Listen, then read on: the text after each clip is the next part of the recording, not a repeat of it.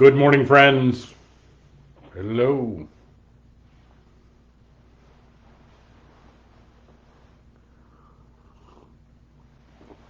Welcome this morning. Have a little mug up here as we just had the chance to give the invocation at the Gulf War and Desert Storm, Desert Shield Memorial here in town, as well as which is also kind of doubles as a Turner Park Memorial in that neighborhood where they came to memorialize folks that they had lost through the course of the war. And one of the fun things about Fall River that I really love is that it's this little place of just these tight little neighborhoods. It has been over time, and the way these folks have kind of gathered together. Tip O'Neill, the old politician, used to say that all politics is local, but I think when I think about war and its sacrifice, I think it's local too, because not only is it significant in your own experience rather than a notional one, but it is significant in the folks that you send off and the folks that come back. So good morning, everybody. It is, hey, John, good morning to you. Kristen, good morning. Glad to see you. Cecile, good morning. Hello. Karen, good morning to you. Glad you're here. Donna, good morning. Hello, everybody. Glad everyone is here and that you're having, I hope you're having a great day today. Good morning, everyone. All right.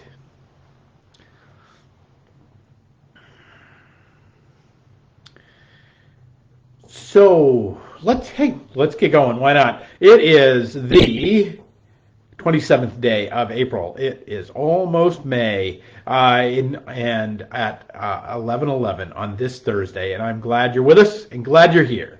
I hope that this finds you well. Whether you're here with us right now, as I am enjoy with all of you, or you'll catch us later. Welcome. So I have a place in Maine, and one of the things about this place in Maine is that one of the things I love most about it, it's my grandmother's old house that I was fortunate enough to come to me, and I get the chance that there are two giant maples. They're kind of black maples, so they're not great for tapping, but they're these beautiful old trees that are positioned in the middle of the yard, and we've got a hammock that we hang out there, and that as trees will, they hang in a particular, they if you don't know this about trees, they actually kind of create their own breeze because of the way that they breathe. There's this way in which there's air circulation around trees. If you ever wondered why you feel cooler under a tree, it's not just the fact that you're it's not just the fact that you're in the shade, but it is also the fact that the breathing of the tree, the taking in of the CO2 and the giving off of the oxygen, actually creates a little current that flows over you. And these two, they just seem to be particularly perfectly placed, and that you string a hammock between them, and on a good summer's day to lay out there, when the traffic is light, it's just about the most perfect place in the world. There is to kind of be sheltered under the trees, out of the sun, to be in that space, to have that, to kind of have that oxygen-rich air all around you that's circulating. That even on a hot day when the air isn't moving, there's still this little bit of breeze from the breathing of the trees. And I start here because I want to remind us that this creation, this world that we're in, this part of what we're doing in this world, is made for us. It's made for us in a way that is so beautifully tailored that I think we can't possibly understand it. That what if the oxygenation of the trees was just a little bit different, and that instead of being this perfectly comfortable place for my body to lay in a hammock between the two, there was, it just didn't feel right, or it felt, or it was maybe too windy because they breathed really fast, or maybe it didn't have, or that the oxygen became kind of overwhelming. But to think about this, the chemical way in which that their processes are perfectly set to receive my what I call comfortable and beautiful and relaxing. That we have this conversation, me and the trees, that literally brings me into a greater relaxed state, but also I think is part of their very makeup. And the thing is, I offer you that because not just to say that there's one beautiful spot in the world and the rest of it's all kind of like but to say that all of creation is this way. That the air that goes into your lungs right now is perfectly formulated to be just right for you. That the sun that shines on your body is perfectly formulated to do all the right things in your body to bring the photons and all the stuff that when you and the vitamin D that gets made and all the things. We're often, and this isn't just to say like, oh, we belong in creation, but it's to say we belong in creation. It's to say it was created for us. And the way a perfectly tailored suit or a shoe that an old slipper that fits into us, that we're created, that the way a glove receives a hand that is perfectly tailored for it, the way a mouth receives cheesecake, and all of the joy that brings, that all of these are testaments of God's love for us. And yet we're often, I think, moving through this world in such a way that we miss it and we miss it and we miss it and we miss it again. I often, I'm sure I've often received from many of you coffee cups, and I think that's because, I do love a good cup of Joe. But I think, but part of that is because what is it that makes these a bean in the hills of Ethiopia ground up and roasted and ground up so darn delicious and with so many kind of like vivifying effects, not just getting caffeinated, as we, this is kind of part of our modernity focus. We in the great words of Wordsworth, we murder to dissect. We can't enjoy a cup of coffee.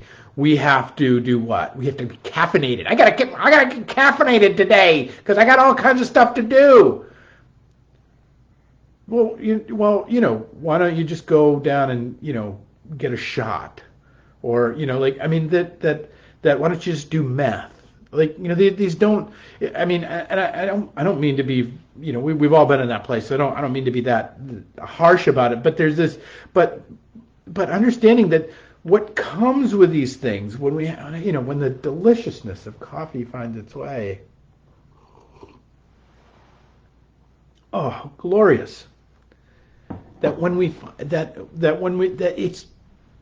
why does it excite my taste? Maybe it doesn't you. Maybe you think coffee's dirty water. I don't care. That's not really the point. But there are things in which that excite you in the same way. That all of these gifts piled on top of each other, piled on top of each other again, piled on top of each other again, and yet so often we're moving through the world with what? Kind of like, oh, I'm late. I can't make the thing, and yet we're surrounded in a tailored suit with tailored shoes, with a tailored existence, with a tailored place of beauty and relaxation that happens again and again and again in this world. We were talking about Peter yesterday, so I want to keep talking about Peter because I think he's got. I'm really liking the letters of Peter these days because I think again, as I said, he's not talking about like moralism as much. Like Paul can get a little moralistic. Don't go eat with the pagans. Now, there's lots of good reasons to not go eat with the pagans, and I'm not saying that we should start doing that. But and he was responding to his churches in a particular place, in a particular time. But Peter's just this little bit bigger view. He's not quite so on the ground. He's a little 5,000-foot view of the wider struggle, and I think and speaks of it in a more spiritual way, in the sense of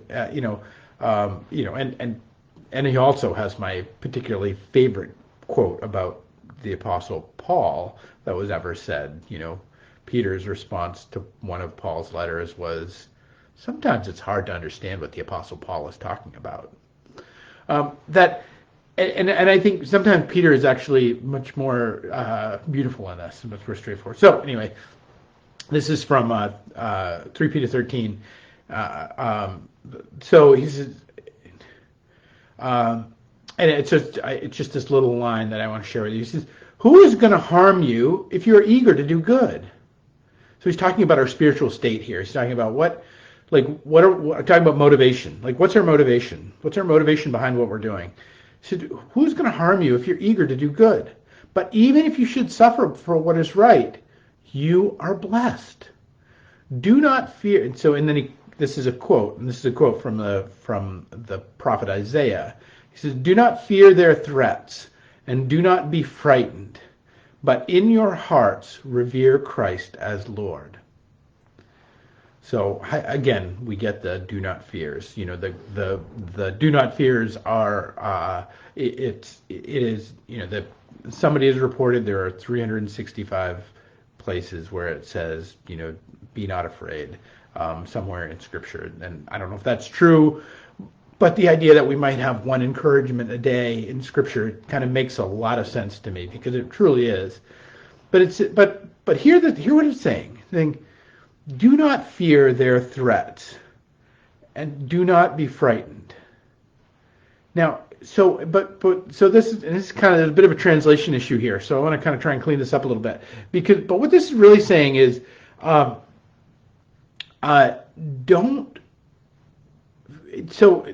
fear the way they fear. Do not fear what they fear. So now, it brings us back to this great question, which I think we should all ask more often. Who's they? Have you been encountering this in life? Oh my God, they're going to ruin the country. Oh my God, they're going to bankrupt the world. Oh my God, if you haven't heard the dialogue about the they that is being ascribed to things these days, the level of they that is being asserted into the world, the level of they that is being echoed out there about what they are going to do to fill in the blank. Well, who's they? And what Peter's really saying here is, don't fear as the same way they fear, but in your hearts revere Christ as Lord. But because, and I think this is what I was trying to begin us with this kind of reminder of where we are, of our place in creation, and how perfectly placed we are, how perfectly cared for, how perfectly the air is attenuated to our lungs, how perfectly a cheesecake or a coffee is attenuated to our lips, how perfectly attuned my hammock in Maine is to my point of relaxation. No matter all of those things, but so that's the place that Peter is inviting us to stay. The place of the doing and the seeing and the knowing of the good of our lives. Like he says, who is going to do harm if you are eager to do good?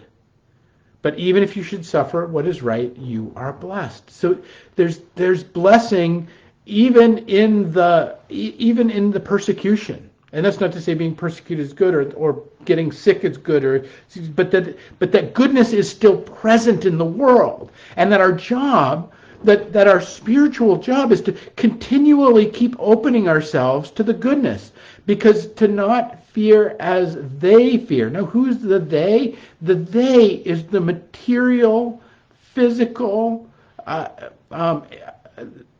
kind of pagan worshiping of the ancient world, which was this iron law world. And the law of iron being this. It's not do unto others before others do unto you. That's the golden rule. Like that's the golden law. The iron law is do unto others before they do unto you.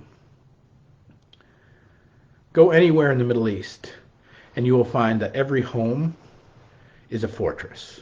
Why is every home a fortress? Because you largely can't trust your neighbors. It's a world in which, now that doesn't mean we have unbridled trust in all of our neighbors here, or we don't have neighbor problems here, but it's a very different ethic. It's a very different place. As you kind of journey into places where this stuff was grounded in, that do not fear their threats, do not fear the same way they fear. You don't keep giving yourself over to the idea of that violence might come to you, or something bad might come to you, or that the worst is going to happen, or that you have to be a citadel unto yourself, and because there is, and that all that is available to you in the world, kind of in the pagan world, is sacrifice and sacrifice again. But rather to dwell in this different place, the place that Jesus has created in the world through the resurrection, this place that isn't about sacrifice but is about relationship, that is calling us not to just relationship with Christ and not just to relationship with each other, but is calling us to relationship to the entire creation, to the goodness of all of creation all the time. That whether I can go lay in my hammock at any given time, or whether I can go eat a piece of cheesecake at any given time, doesn't matter. It is to know that this creation in which I'm a part of is absolutely tailor-made for me. And it's tailor-made for you too. It is absolutely suited to your purposes and to your life. And so that bring your goodness to it. Place in the center of your heart the very best of things. Stop worrying about what bad thing may come and what may happen. Stop worrying about what you might have to sacrifice or let go of. Friends, we're all going to let go of it by the end. We will all let go of it by the end. Can we simply relax into this creation that is perfectly made for us? Can we simply relax into this, but into this notion that even if things go wrong, even if our bodies break, which is inevitable, even if we lose all our stuff, which is inevitable, even if all the people that we ever are going to love in this world are going to die, which is inevitable, even in the midst of that, you are blessed because you are a part of a creation and a relationship that is built and made and holds you dear in a way that is so beautiful and so wondrous and so lovely, we can't even fully encompass it or know it.